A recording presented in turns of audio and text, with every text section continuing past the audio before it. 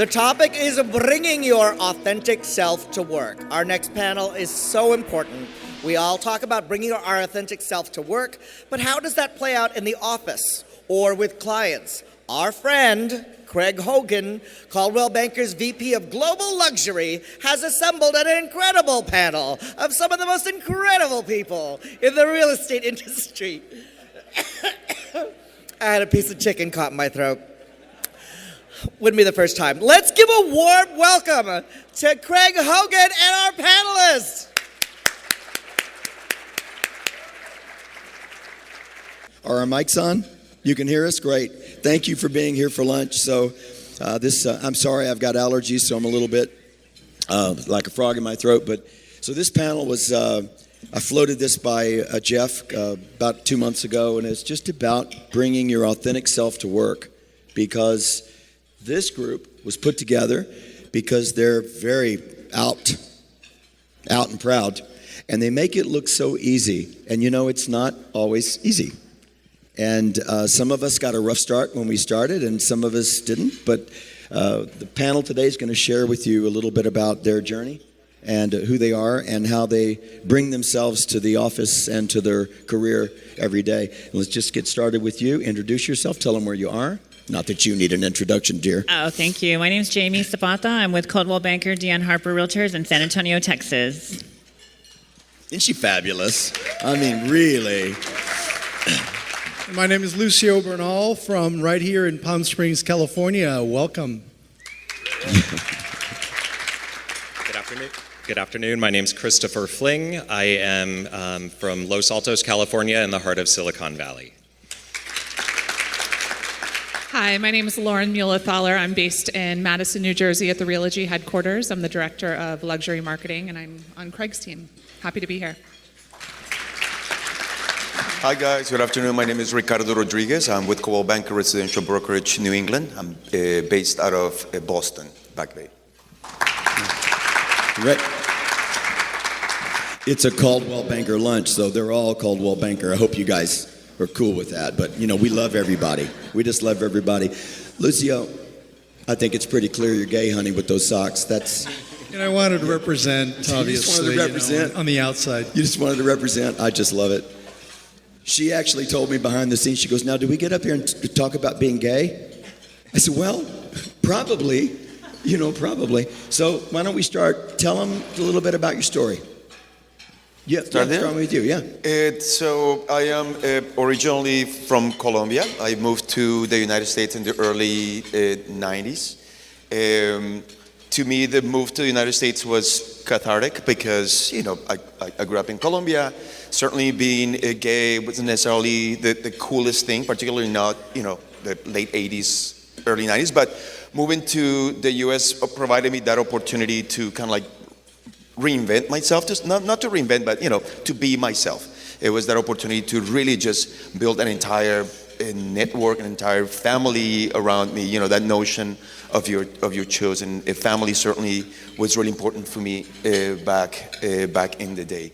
And so growing up in Colombia, I've heard awful things. You will hear people saying things like, I'll prefer my son be a drug addict than a fag. I'm sorry, I'm using the words because that's exactly what it was. And so being here and being able to build your life, particularly in a city like Boston, that is, historically very progressive when it comes to these kinds of matters. It was empowering. I think it made me who I am to some extent, and so I will forever be grateful to that city and to the people in that city for that reason. My story is basically at around 4 or 5 years old, you kind of realize, something's a little bit different. And so I struggled with it a lot. I have really accepting, wonderful parents, but they're conservative, and my brother was very much like the alpha male older brother in high school. And, there was some internalized homophobia that I experienced for years. And I didn't end up really coming out until 23 to my family and to my friends. And then at around 30 years old, I came out to work. I'm relatively new to the Coldwell Banker brand. I've been with it for a little bit less than 2 years. And prior to being at Coldwell Banker, I worked in the fashion and media industry. So you would think, oh, what an accepting place. But it actually, for women being gay, it was not really the norm. I think I'm the only one that I actually even knew when I was there for 10 years. I worked at Elle magazine. And it took me being engaged to come into work and come out, which I'm not proud of that. I was like, oh my God, I literally have a ring on my finger. I need to tell my boss that I'm engaged and that I'm in love and that this has been going on for a long time. And of course, everyone was amazing. It's like on the other side of fear, there's this whole world. And I'm only sorry that it took me as long as it did to do it, because life now is amazing. I have a wife. We have 2 kids, a 5-year-old and a 2-year-old. My wife's name is Lauren. My name is Lauren, just to throw that out there.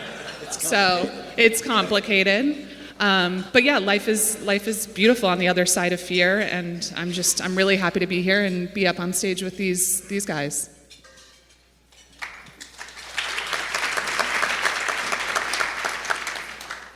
So I suppose that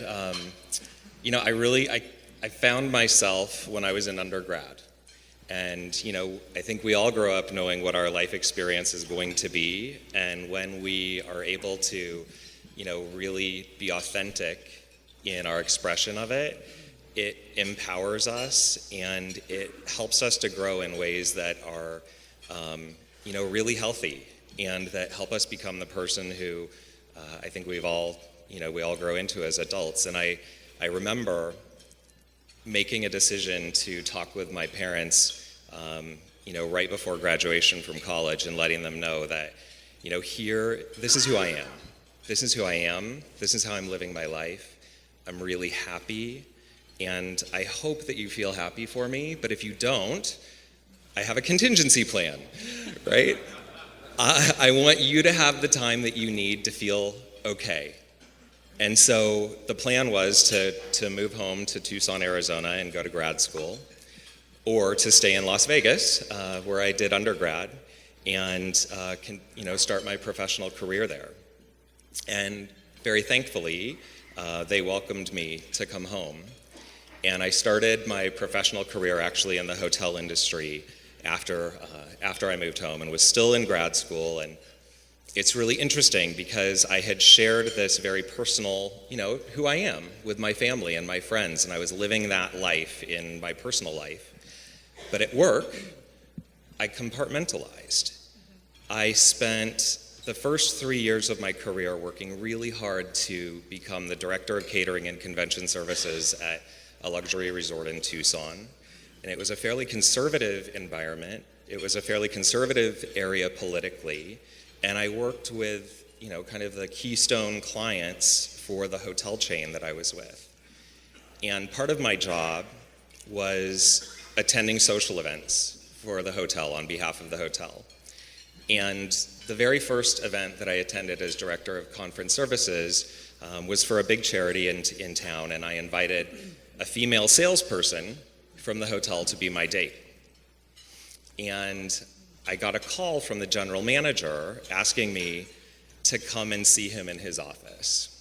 And I thought, what is that going to be about? And he pulled me in his office, and this gentleman was named Bo Newton, and love him to death. He's not with us anymore, but seemed to be very conservative, very buttoned up, very proper, bow tie every day. And I get into his office, and he closed the door, and he said, he said, Christopher, we appreciate having you here. We know who you are. I appreciate that you invited a socially acceptable person to come to this event, but we want you to know that you can bring anybody you want. And I thought to myself, stop compartmentalizing, right? You've made the decision, you know who you are, you're confident, your family loves you, your family supports you very thankfully, and let that translate into other parts of your life.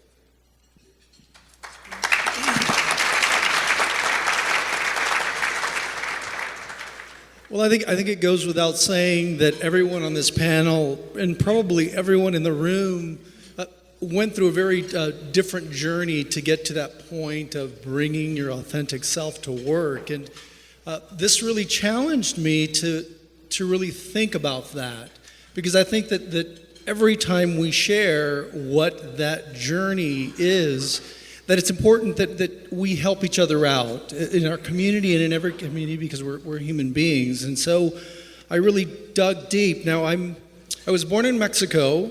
I was raised in a small town in Benson, Arizona. I'm the youngest of 8 kids.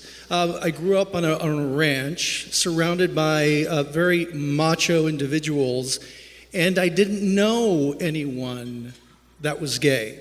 And I didn't know what it was, but what I did know when I was about 4 years old was that I was different than my brothers. I was different than everyone around me, but I didn't know how to express that, and I didn't have anyone to show me how to express that.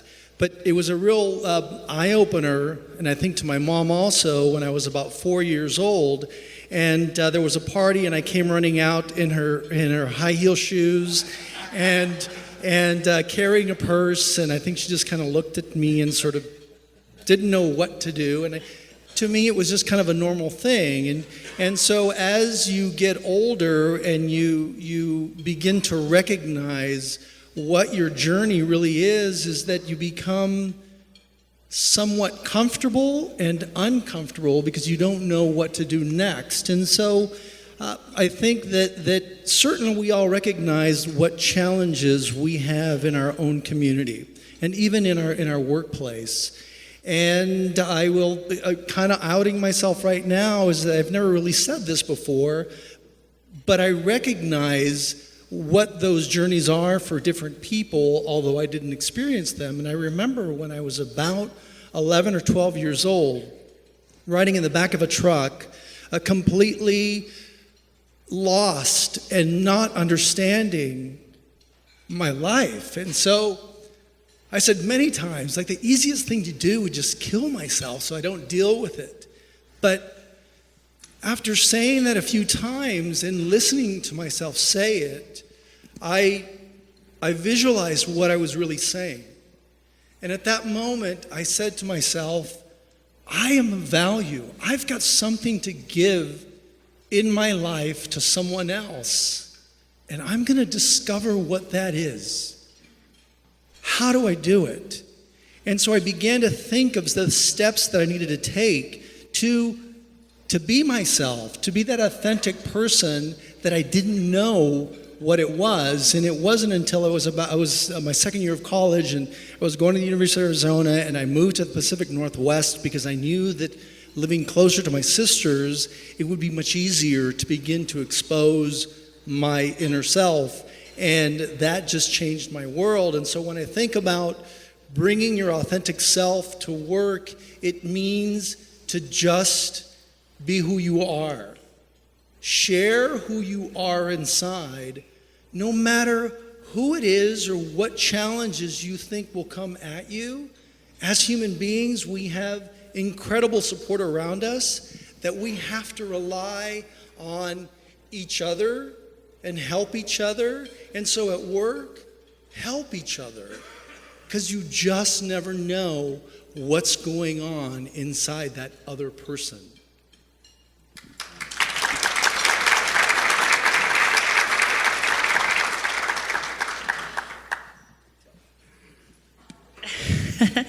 I also came out at that party when I was 3 or 4 with the purse and heels, but I never took them off.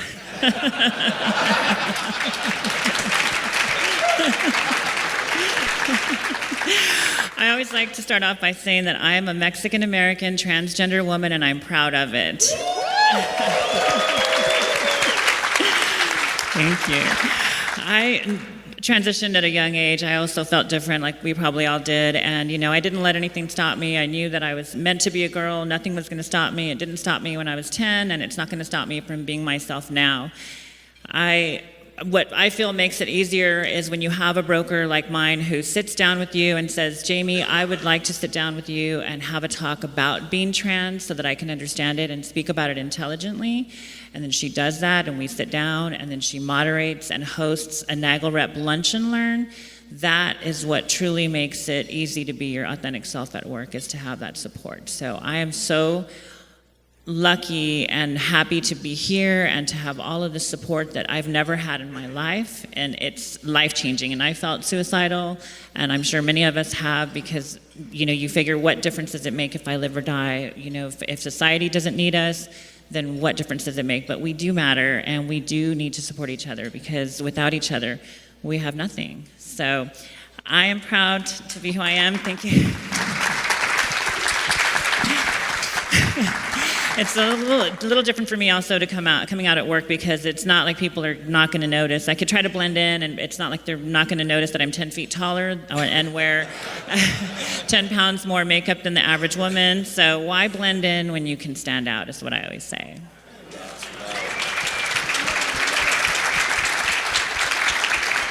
So was there like a moment where you all of a sudden, any of you or all of you, was there like a moment when you had the confidence to say, I'm done with this shit.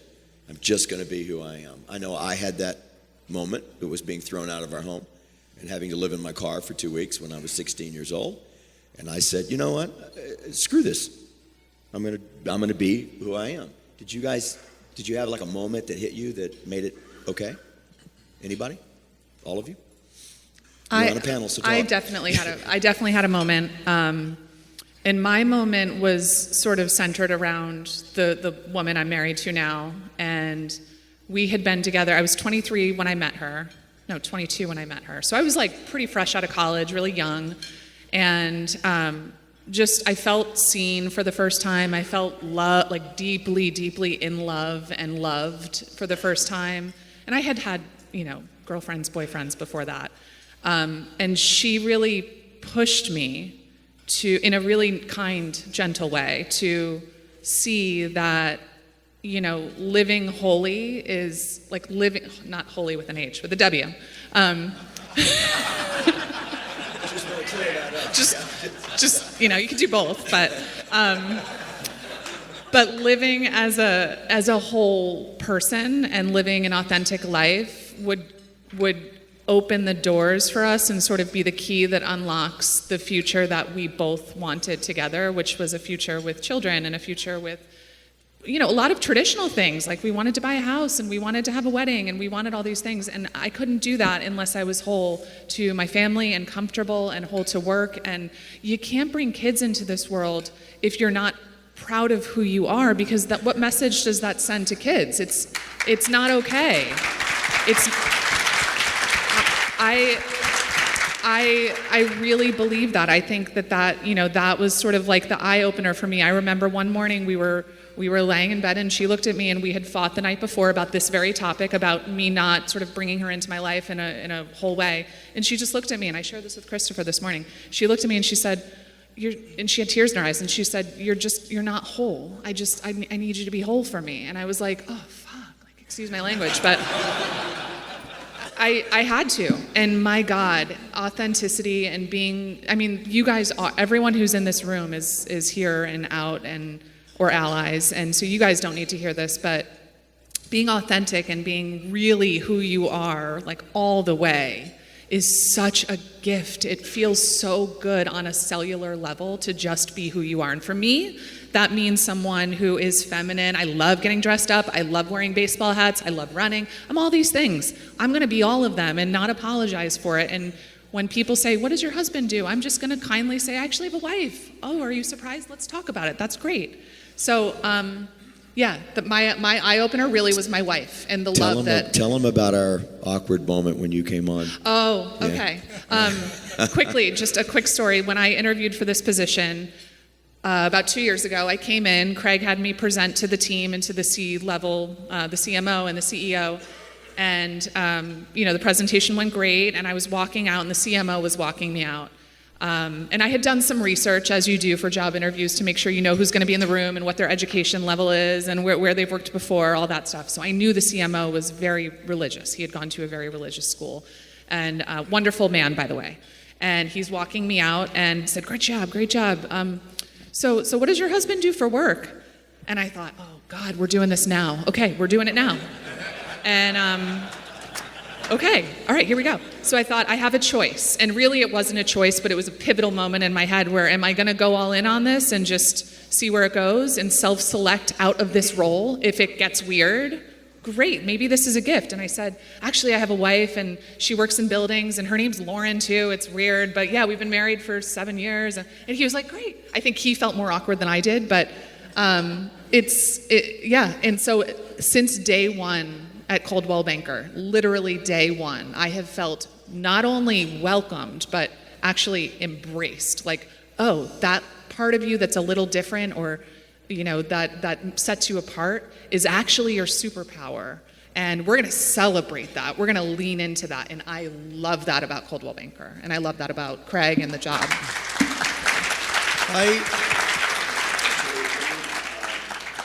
I'm sorry. I got a video. I hope I do, Jeff. If I just press the button, will it work? This is a video that Coldwell Banker did with Lauren, and it's about Coldwell Banker embracing who we are. I hope it'll just play right now. This brand is so special to work for because the value system is so apparent and so part of the fabric and the DNA of the brand.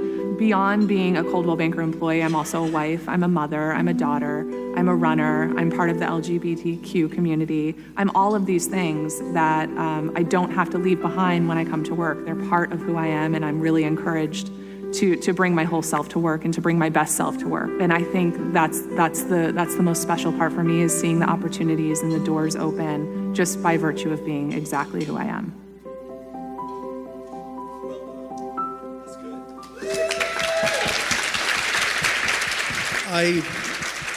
I wanted to actually follow Lauren because I think she said something really important. But first of all, I want to thank you for asking that question. And I think it's a question that we all should ask ourselves, that moment. And many of us have a lot of little moments that lead up to it.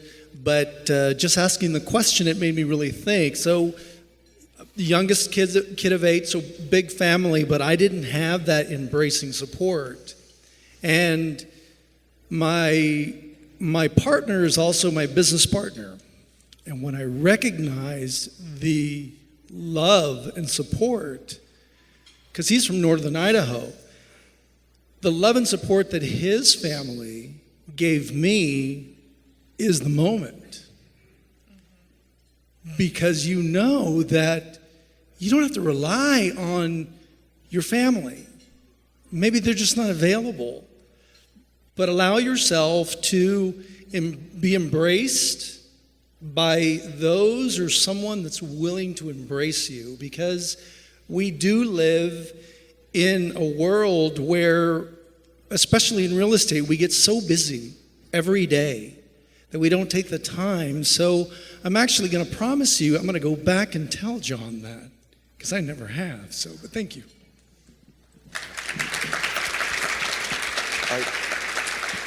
Full disclosure, this morning, one of the first texts I sent, and it was very early, and we stayed out way too late, was to his other half, telling him how wonderful he is. And then I text him, and I said, don't let that guy go. Because you know what? When you're loved, changes everything, right? It really does. So don't let him go. Next.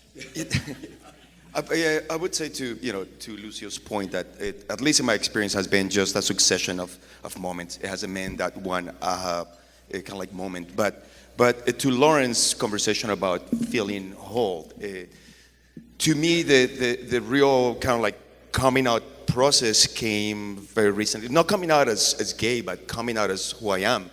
And it came very recently because of work in the past couple of years. Some of you have heard me tell this story of, we have this one building and it's in this very posh Boston neighborhood, and we were ready to go on market. I went in there checking the staging. I come out of the house. I'm dressed like I am right now, and the neighbors started following me and accusing me that I was going to be robbing the house.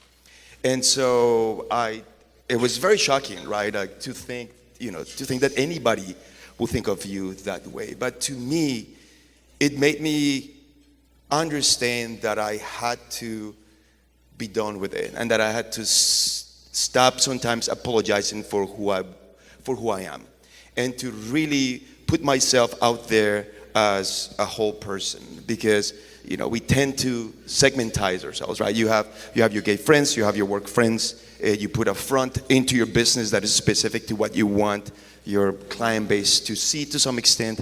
But it was, to me, that moment in which I felt that I wasn't being questioned for my business, but I was being questioned for who I am, who I truly am. That was really that defining moment of just being, to be completely honest, to be done with it.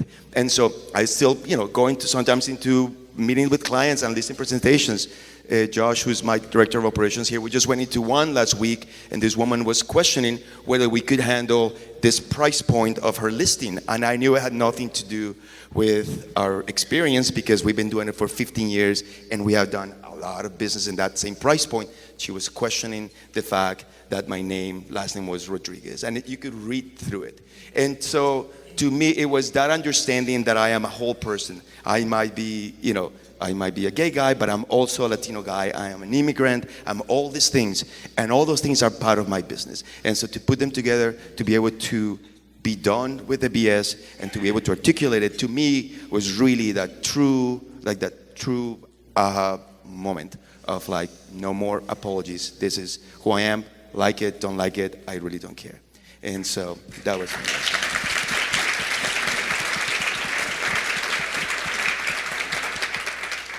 I mean, I think, there was a moment at a family holiday.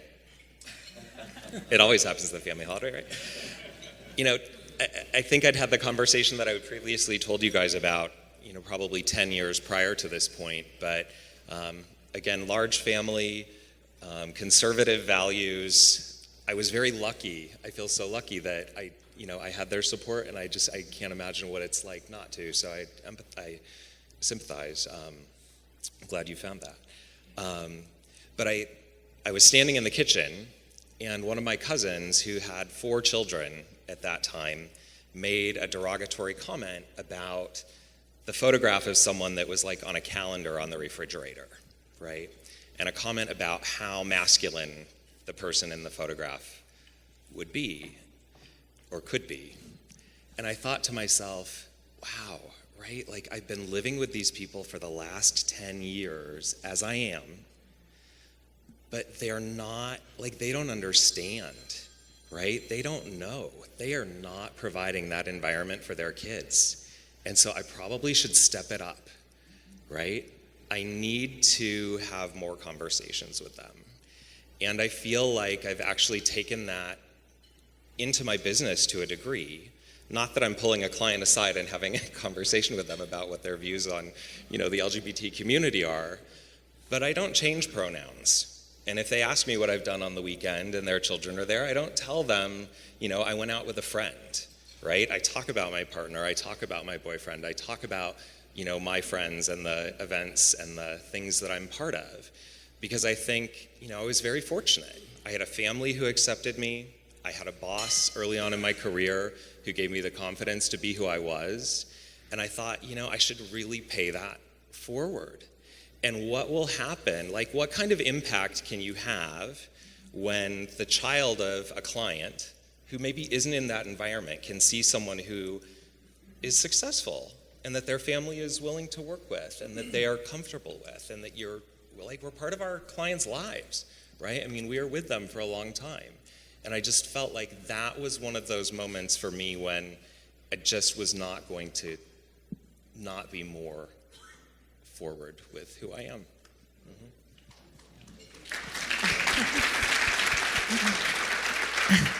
I can make it really quick. This was when I was done with the BS, I was about 13. I was in middle school. I found out that some high school boys were planning to lure me to a party so they could make me strip, and then they wanted to make me strip so they could figure out if I was a boy or a girl and then kill me.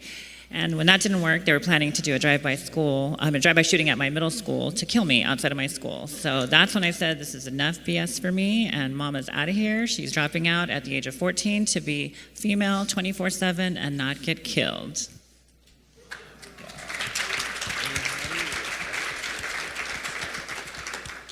Powerful stuff, right? Some powerful stuff.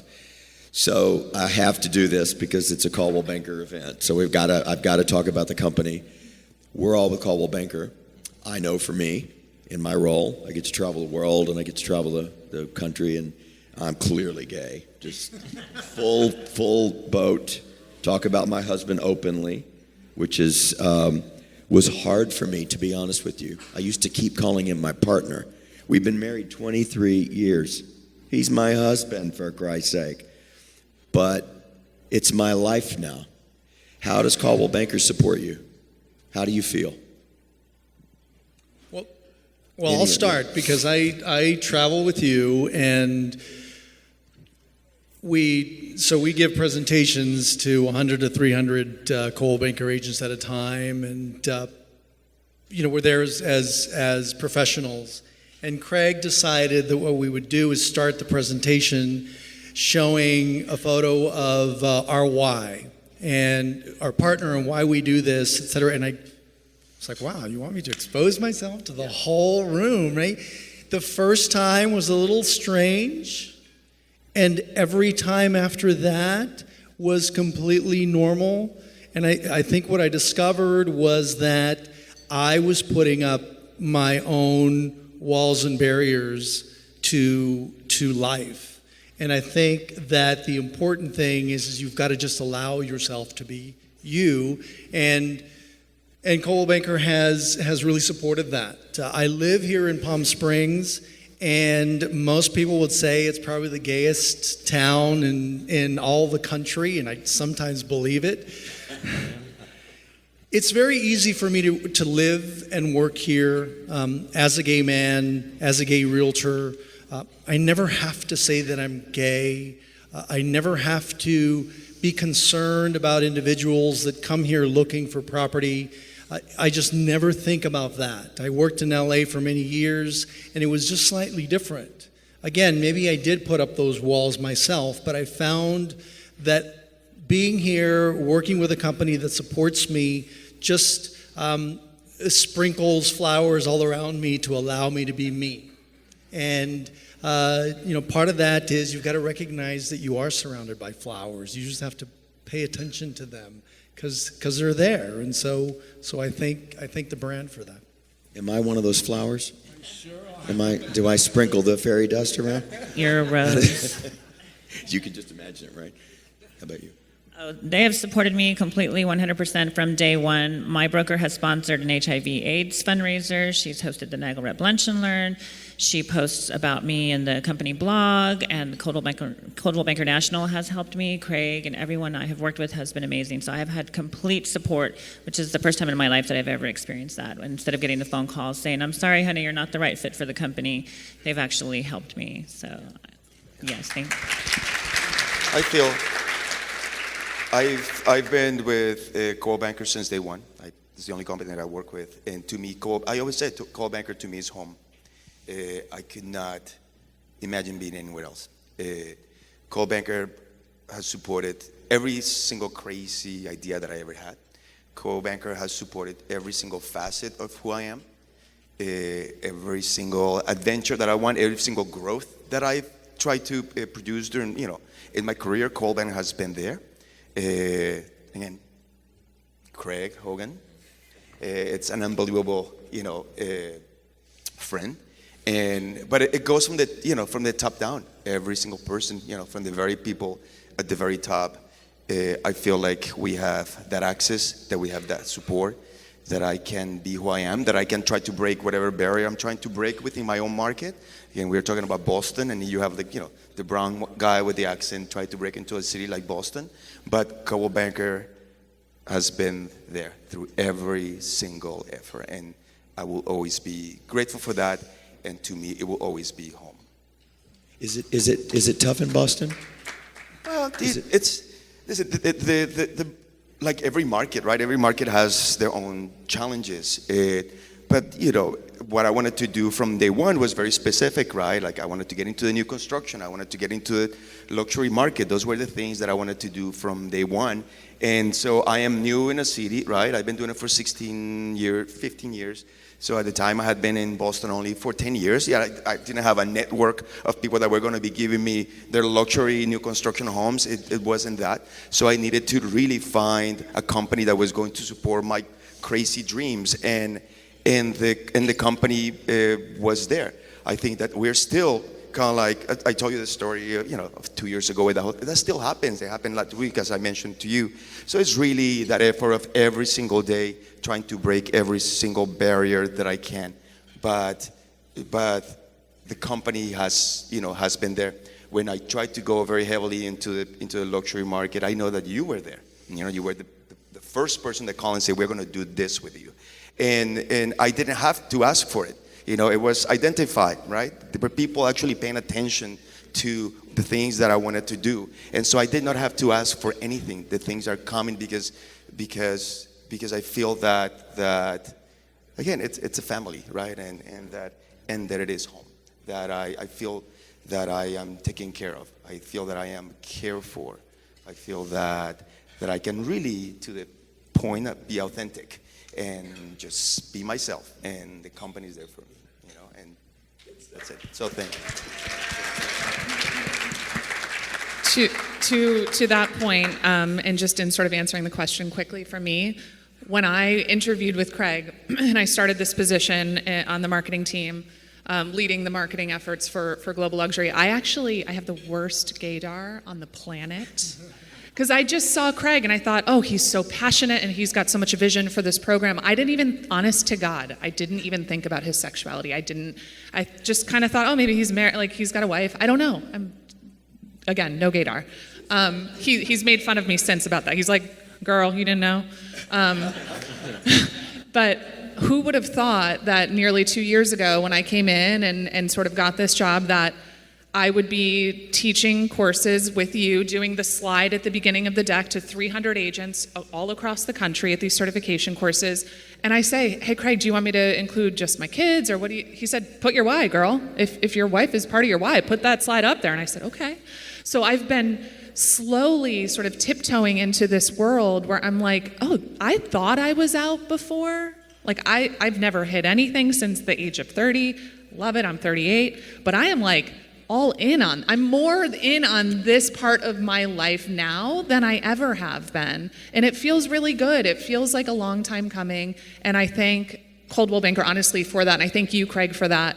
And so it's really been, Coldwell Banker has been a messenger to me to just be totally who I am, because doors open when you are totally who you are. People respect it, you feel better, and opportunities come from that.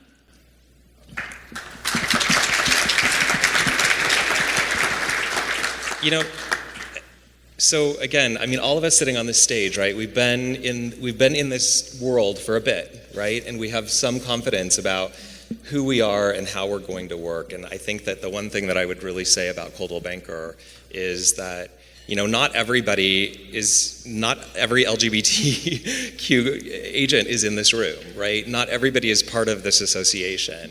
Not everybody has the experience that some of us may have. And I do think that in terms of being supported where you work, for the agent, for the person who is trying to find their way and who sees that there are corporate initiatives that support, right, NAGLREP, that support the LGBT community within our own organization, right, that support that kind of diversity, I think it's so wonderful to know that they're promoting that, right? They're welcoming it, and it's different from some other organizations. And I've been part of other wonderful organizations, and I appreciate everything, but I do think that, there is a corporate responsibility to being able to welcome all facets of life. And 3 years ago, when I attended this conference for the first time, I remember seeing the set of logos, on the sponsorship sheet.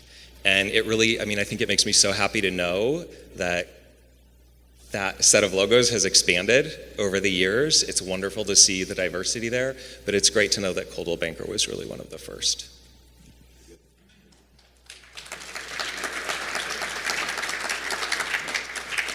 Lauren said the F word, so I'm just going to say it. Obviously, Coldwell Banker supports us because we're here, bitch.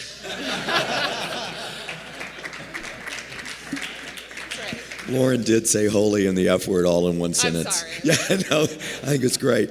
We've got like 60 seconds. Anybody got a final thing to say? Yeah, can I Just- add something? Add something. You know, I know. I have to This keep bitch can talking. talk. Yeah. I always talk. Yeah. So I have a problem talking. I do think that in times like the ones that we are living, regardless of where you stand politically, I think that we are responsible for taking care of each other. I think we are responsible for taking care of our, LGBT brothers and sisters, but we're also responsible for making sure that our black and brown, brothers and sisters are taken care of, that we are respecting each other, that we are supporting each other. Because at the end of the day, we are one. I can enumerate to you all the different identities that I could identify more for myself. But at the end of the day, I'm just one of us. We're colleagues. We're trying to, keep this business going, do the best that we can. And so we need to support, we need to protect, we need to take care of each other, regardless whether we are competing or not, whether we're in Coldwell Banker or another company. We just have to take care of each other because it has come to that. And that is the only way that we're going to continue to grow. We've been talking a lot. We've been talking a lot about the past and the present, and I think that we also have to focus really on the future for all of us. And I would say 2020 is almost here. We are so behind. Every brand, every boutique company, every brokerage, small, large, medium, should be supporting this community because we're here. We're not going away. And so embrace it and work with it. The other thing that I would say to each and every one of you is at some point, if you haven't done it already, you've got to think about how you're going to give back. Find something or some outlet for you to inspire and encourage others, the future generation, to be where you are. What we did is we actually helped a client of ours who's 75. He hasn't lived his authentic life, but he was willing to give a scholarship to College of the Desert here, geared specifically towards young individuals that needed scholarships to go to school. And so we went to support him, realizing that there was a huge void, and that there are many individuals, many kids in our community that are afraid to come out, that don't have the support. And so we said to him, Bill, we'll help you build this scholarship because it's needed. And College of the Desert recognized that they had a real opportunity there. And so that's what you have to do. That's my challenge to you, is be authentic with yourself and step up and think about those that are coming up in the future, because that's the only way that we can support each other. Thank you. We're out of time. Jeff, we want to say thank you. We're always happy to be part of this crew. Thank you to this panel. Beautiful job. Beautiful job. Thank you, everybody. Thank you.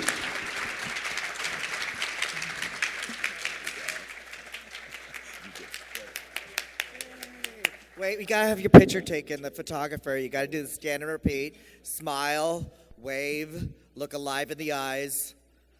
Find your light. Finding your light is really easy. If you feel heat on your face, you're in the light. If you don't, you're in a cave. Or a glacier of some kind. Is that it? Just 3? Oh my God, with all these supermodels on stage.